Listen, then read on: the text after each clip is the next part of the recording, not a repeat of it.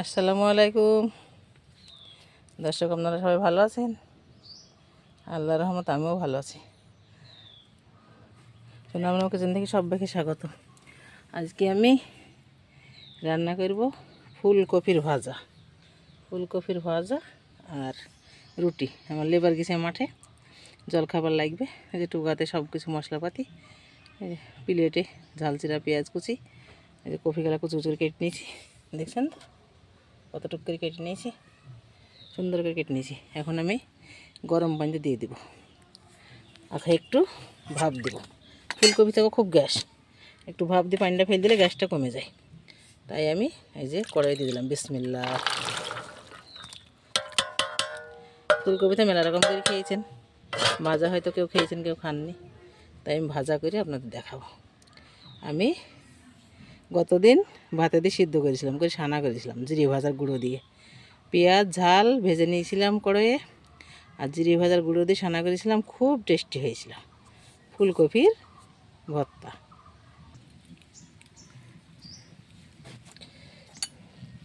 এই কড়াই ভাপ দিয়ে দিয়েছি। কেন দিয়েছি জানেন তো? ছোটো ছোটো পোকা থাকে, তারপরে অতিরিক্ত গ্যাস হয়। ভাপ দিয়ে পানিটা ফেলে দিলে গ্যাস হয় না, তাই ওখানে জাল জ্বলছে, ভাপ বেরোচ্ছে। আর একটু হলে না, সুন্দরভাবে ফুটে গেছে। আমি এখন সেখানে দিয়ে ছেঁকে তুলে নেব।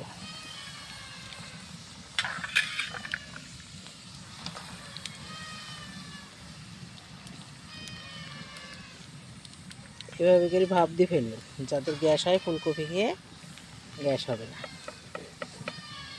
শীতের মৌসুম শেষ হয়ে আসলো, আর পাওয়া যাবে না। সুন্দর করে ছেঁকে নিলাম এই যে কপিগুলো। উনানে কড়াই দিয়ে দিয়েছি, কড়াইটা গরম হয়ে গেছে। সরিষার তেল দিচ্ছি।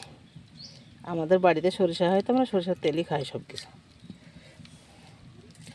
সাদা তেল দিয়ে খেলেও হয়। বিসমিল্লাহ।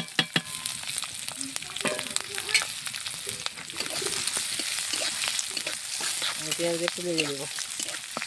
ঝাল জিরা, পেঁয়াজ কুচি, আর সরিষার তেল দিয়েছি কড়াইয়ে।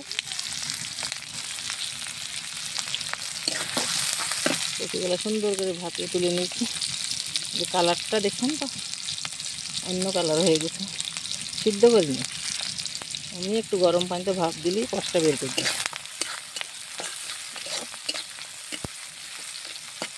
লাল করবো না, এখনই দিয়ে দেব।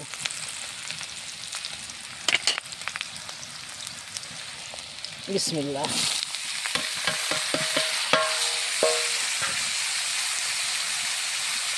কালারের মতো হলুদের গুঁড়ো, স্বাদ মতো নুন, আর জিরে পাউডার। আর কিছু দিব না। এখন আস্তে আস্তে বেড়ে ভাজা বানাবে।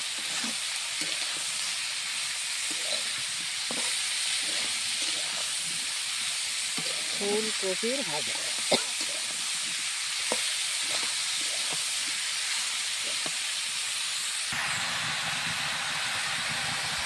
সুন্দরভাবে বেড়ে হলুদ, লবণ, জিরে গুঁড়ো, তেল, পেঁয়াজ ঝাল মিশিয়ে নিলাম।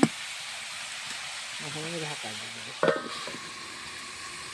সিদ্ধ হয়নি তো, একটু ভাপ দিতে নামিয়ে নিয়েছি।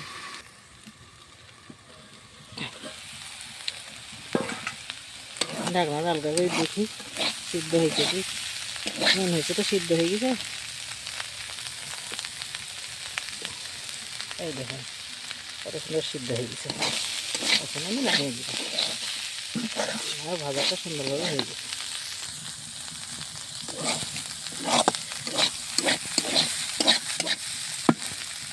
সুন্দরভাবে ভাজাটা হয়ে গেছে, এখন ঢেলে দেব। একটু ভুল ত্রুটি হলে আপনারা দেখেন, আমি একা একা ভিডিও করতে পুরোটা দেখানো যেতে পারি। বিসমিল্লাহ। তরকারিটা আমি সুন্দর করে ঢেলে নিলাম।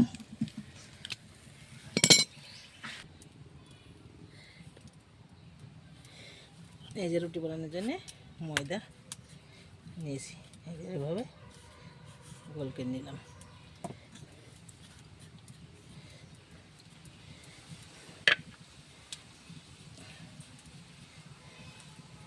গমের একটা রুটি। বিসমিল্লাহ। এভাবে এভাবে করি বেলুন দিয়ে বেলে নিচ্ছি।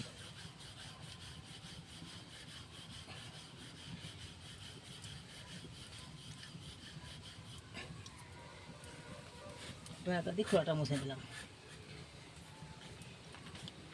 বিসমিল্লাহ, এটা দিয়ে দিলাম। আর একটা আটা গোল করে নিচ্ছি। এই যে রুটিটা উল্টিয়ে দিলাম। আর একখানা রুটি আবার গড়িয়ে ফেলবো। এক এক করে যা ময়দা সেনে নিয়েছি একটা রুটি গড়িয়ে নেব। দেখছেন তো, এইভাবে এইভাবে আমরা বেলুন দিয়ে সুন্দর করে রুটি বেলে নিই।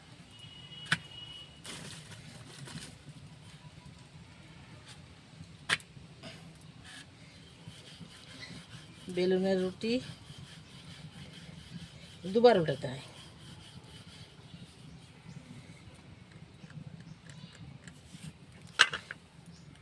রুটিটা গুঁড়ো করে দিলাম।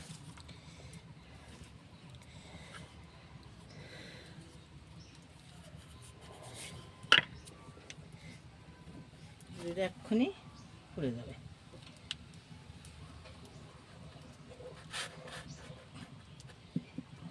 রুটিটা সুন্দর করে হয়ে গেছে, তুলে নিলাম। আর একটা দিয়ে দিলাম।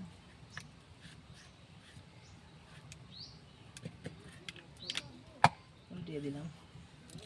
এভাবে করে রুটিগুলো আমি সব বানিয়ে নেব। যেমন মাঠে লেবার আছে, পটলের জমি নিয়েছে, এই জন্য রুটি তরকারি, রুটি আর ফুলকপির ভাজা বানাইলাম।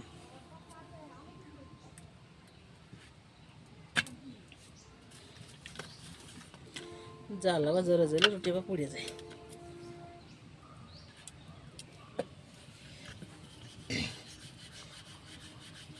সুন্দরভাবে বেলুন পিড়িতে রুটিটা ঘুরিয়ে ঘুরিয়ে বেলে নিচ্ছি।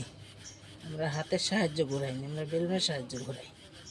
যারা না পারে হাতের সাহায্য ঘুরাই। ও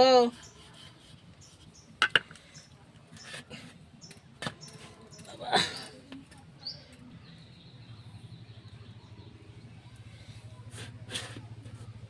দেখেন রুটি কত সুন্দর হয়ে ফুলছে।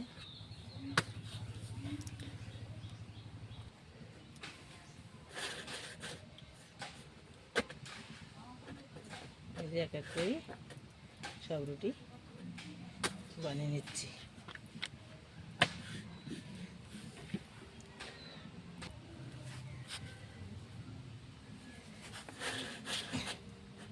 এই যে আমার সব রুটি বানানো হয়ে গেল।